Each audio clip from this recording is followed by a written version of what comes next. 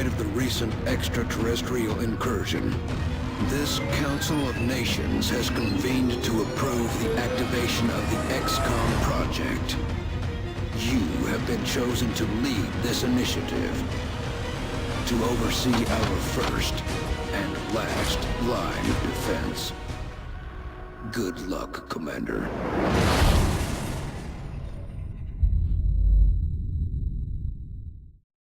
Hey, I'm Zach Honey, and this is the video review of XCOM Enemy Within. When I first finished XCOM Enemy Unknown, I couldn't help but feel like I wanted more. Not more as in the game had been lacking in any particular aspect, but more as in I enjoyed the game so much that I was just hungry for more. More technology, more aliens, more weapons, more everything. Lucky for me, the recent released expansion, XCOM Enemy Within, gives you just that, more. And not a little bit more, but a whole lot more. Once again, take control of Earth's last defense against an invading alien race as the commanding officer of XCOM. This time with added upgrades, more weapons, and the newest threat to humanity, other humans.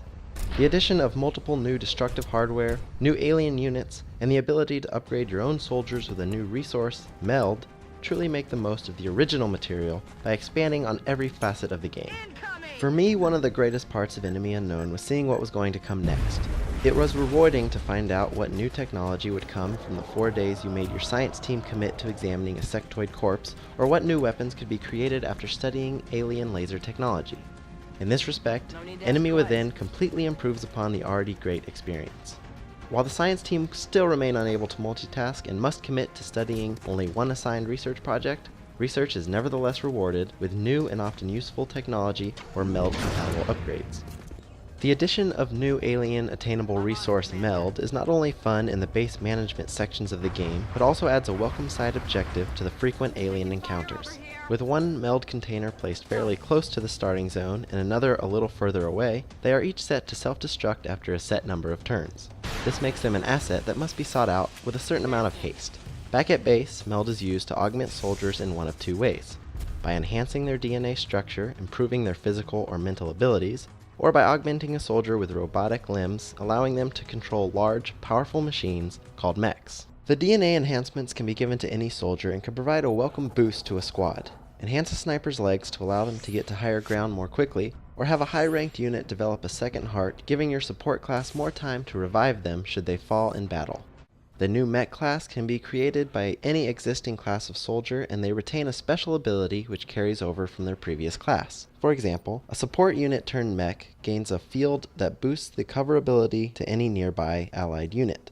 The large mechanical machines controlled by this class provide a powerful combat boost to any squad, and though they don't use cover, they make up for it by having a lot of health and very powerful attacks. One of the biggest additions to the game is the introduction of Exalt, a secretive militaristic organization who aim to use the alien invasion to further their own goals and to use the foreign technology to advance the human race. They will secretly infiltrate your organization and siphon funds from your account into their own. In order to stop them, you'll have to send a lone operative, armed with only a pistol, to gather intel on the hidden Exalt base. Once they complete their individual mission, or have been discovered by Exalt, you must send a squad to extract that operative and return them to safety. The major problem with the addition of Exalt is not in content, but rather context. I didn't mind the frequent skullduggery of the rebel faction and found the missions involving Exalt to be exciting and a nice change of pace. However, there never seemed to be any true context to the existence other than just to annoy and distract from the main task at hand. There is slight mention of why they exist, but other than the advancement of their own soldiers, they don't seem to have a true agenda. Additionally, there never seemed to be any head of Exalt, which seemed to be a missed opportunity to provide a second antagonist to go along with the aliens, and a mirror to the faceless voice of the council associated with XCOM. Instead, you face an amorphous group that is just inconvenient rather than a true threat. Hostiles pacified.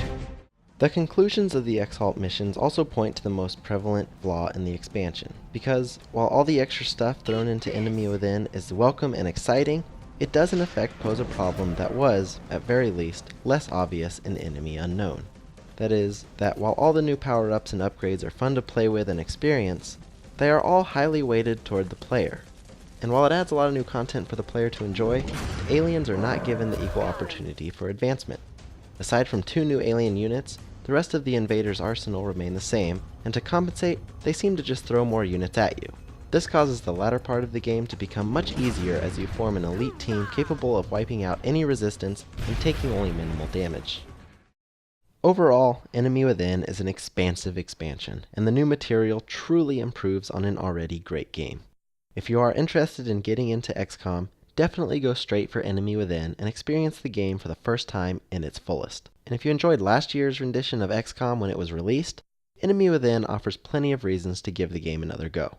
However, if you've only just recently played through Enemy Unknown, the value of Enemy Within will be significantly decreased because the game begins to lose its excitement dramatically as your team becomes overpowered and the latter half becomes just a routine seek and destroy campaign. No longer a threat. Commander, the operation was a success.